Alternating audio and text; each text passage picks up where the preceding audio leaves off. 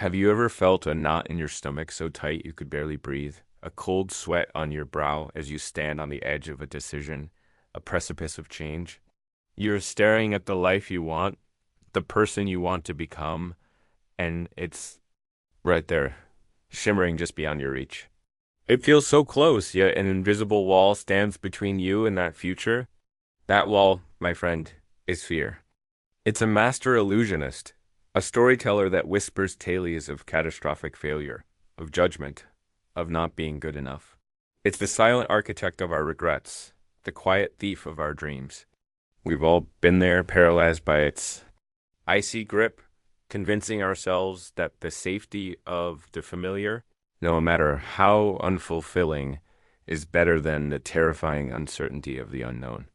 We tell ourselves, I'll do it tomorrow, or I'm just not ready yet. Or what if I make a fool of myself? These are the lullabies of inaction, the comfortable lies we use to tuck our ambitions into bed, hoping they'll just stay asleep. But deep down, a part of you knows.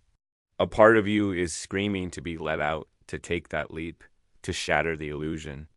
Today, we're not just going to talk about that fear. We're going to walk right up to it, look it in the eye, and learn how to take the one simple step that makes it powerless. This isn't about becoming fearless. It's about learning to act in spite of fear. It's about reclaiming your power one single, deliberate step at a time. I remember a time in my life when fear wasn't just a visitor. It was a permanent resident in my mind. It had its own room, paid no rent, and made all the rules. I was working, a job that felt like a slow motion replay of the same day, over and over again. It was stable, it was secure, and it was so crushingly predictable. Every morning I'd wake up with this ache in my chest, a longing for something more, something that felt like me. I had this dream of starting my own creative venture, a little corner of the world where I could build something from scratch. I could see it so clearly in my mind's eye, the late nights fueled by passion, the thrill of a small victory, the joy of connecting with people through my work. But then the sun would rise, reality would set in, and the voice of fear would start its daily broadcast. Who do you think you are? It would sneer. You have no experience. You have a steady paycheck, a mortgage, responsibilities. Are you really going to throw all that away for a daydream? People will laugh when you fail, and you will fail. That voice was so convincing, so logical, that I listened. For years I listened. I became a master of justification. I told myself I was being practical, responsible. I wasn't giving up on my dream. I was just waiting for the right time. I needed more savings. I needed a more detailed plan. I needed to wait until the market was better. The list of prerequisites was endless, a constantly shifting set of goalposts, designed by my fear to ensure I never ever took the field. My dream became a hobby, something I'd dabble in for an hour on a Sunday afternoon, before neatly packing it away, telling myself, one day. But one day is the most dangerous phrase in the human language. It's the graveyard where brilliant ideas and unlived lives go to die. I was living in a state of sophisticated denial, pretending I had a plan when all I really had was a prison. Of my own making, the analysis paralysis was suffocating. I'd spend weeks researching business plans, comparing software, reading articles about other people's success, all while doing absolutely nothing to create my own.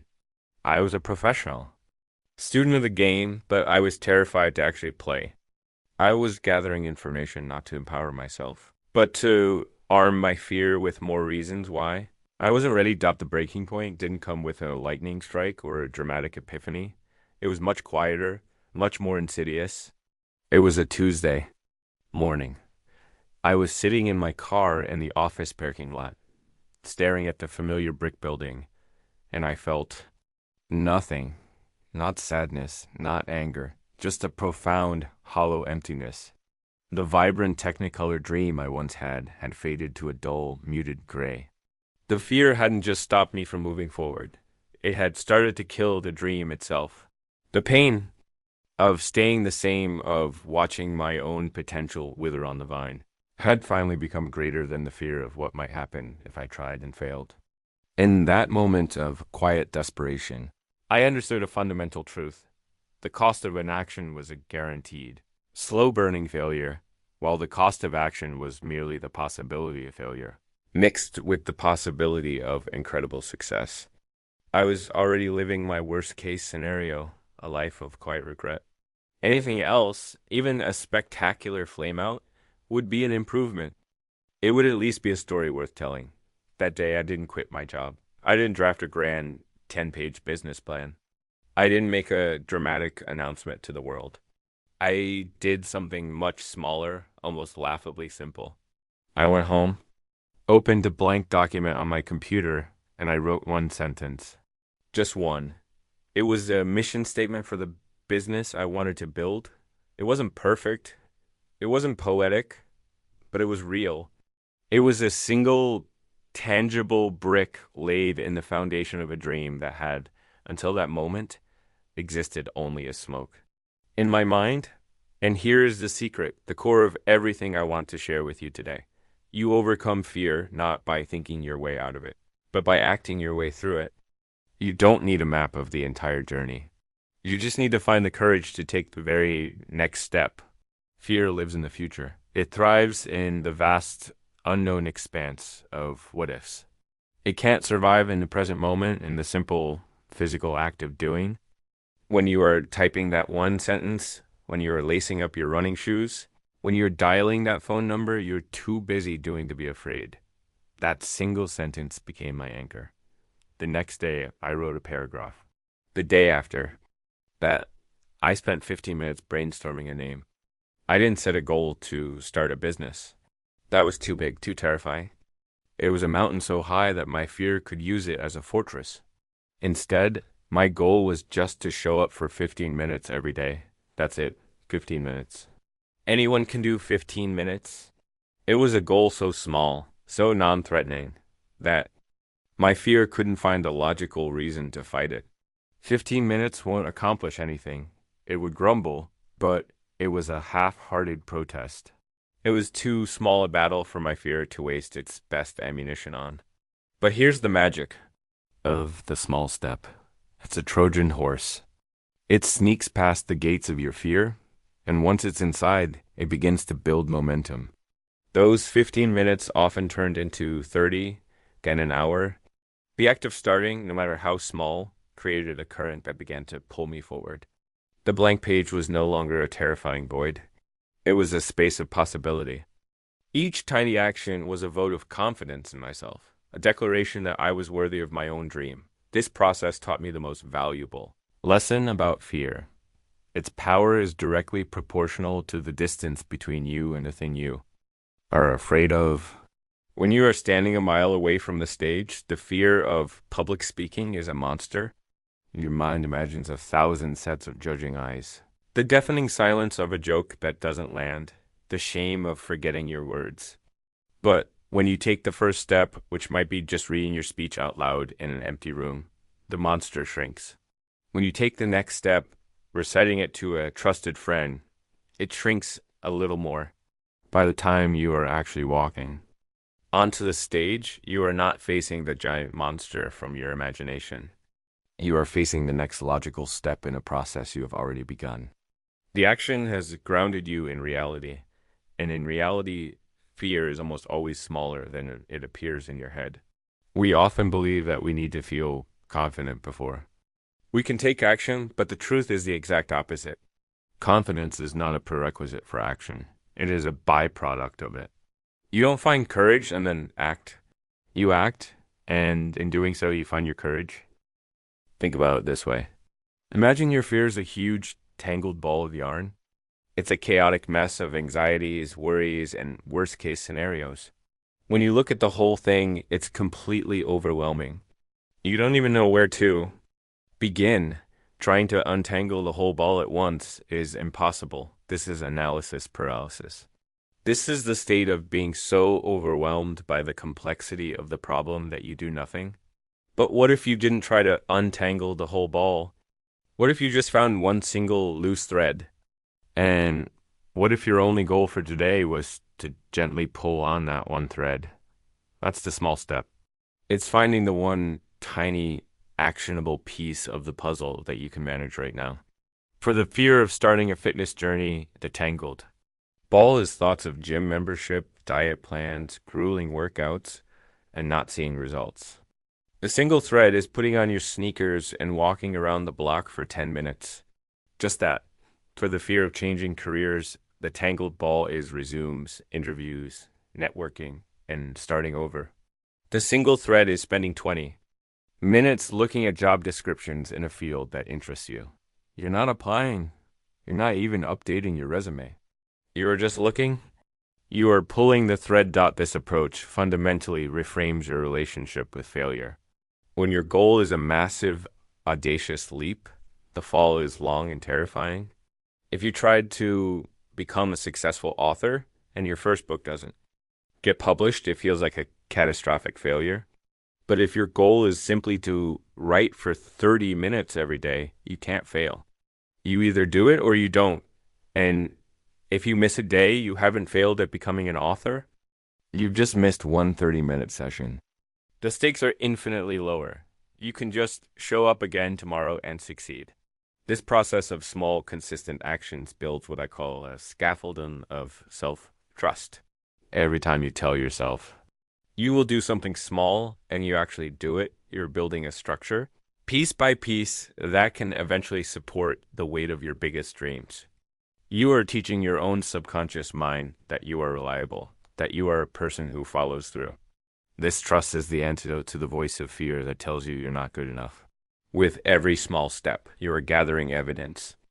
To the contrary, you are building a case for your own competence.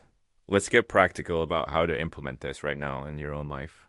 The first thing you must do is externalize the chaos. Your mind is a terrible office.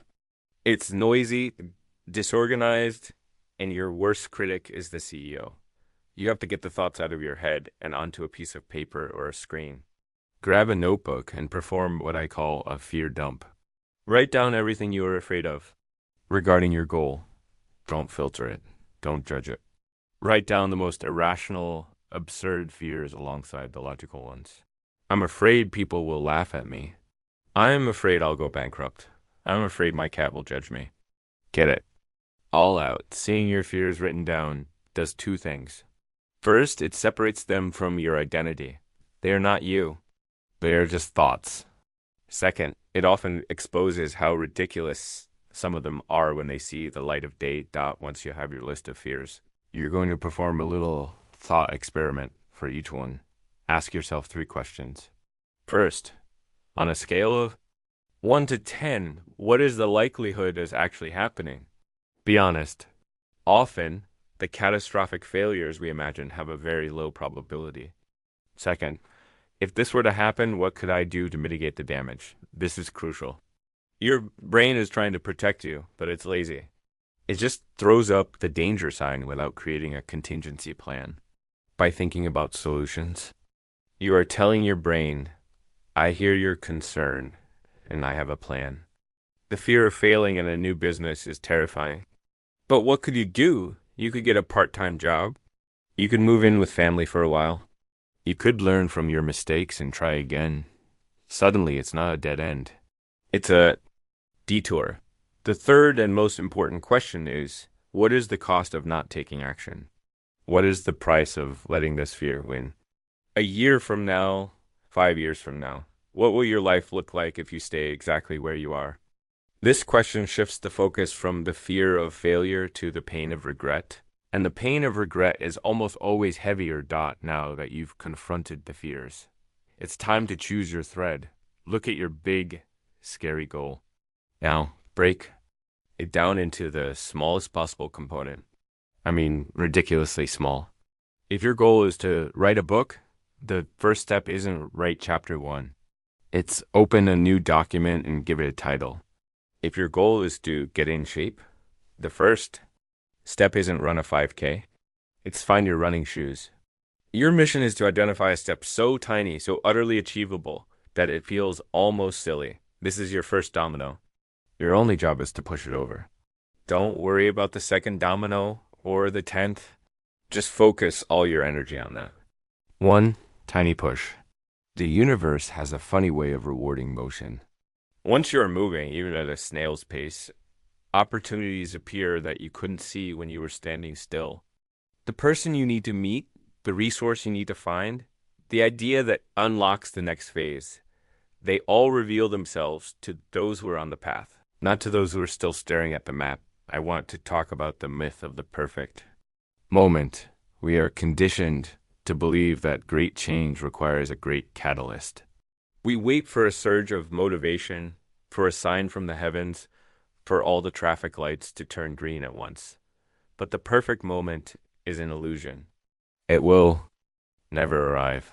Life will always be messy. There will always be a reason to wait. The secret is that you create the perfect moment by starting in an imperfect one. You start when you're tired, when you're uninspired, when you're full of doubt. You start in the rain. The act of starting is what makes the moment powerful, not the other way around. Embracing this mindset of imperfect action is liberating.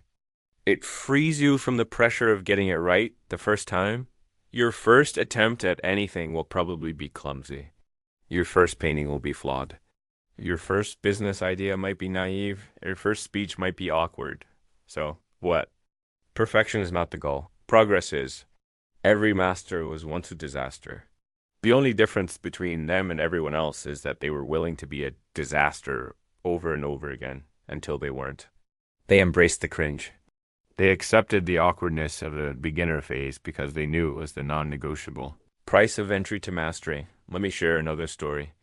A friend of mine was terrified of networking. The idea of walking into a room full of strangers and starting conversations made her physically ill. Her goal was to build connections for her freelance business, but her fear was a brick wall. For months, she did nothing. We worked through this process together. Her big fear was going to a networking event and talking to people. We broke it down. What was the absolute smallest step? She decided it was to simply find one interesting local event online and put it on her calendar. She didn't have to commit to going. Just put it on the calendar. That was step one. She did it. The next day, her step was to look up the location on a map. The day after that, it was to pick out an outfit she might wear. Do you see what's happening? She was slowly, gently walking herself toward the scary thing, reducing the fear with each tiny, manageable action. Her next step was the big one. She would go to the event. But her only goal was to walk in, get a glass of water, and stand in the corner for 5 minutes. She was not allowed to talk to anyone. She was explicitly forbidden from networking.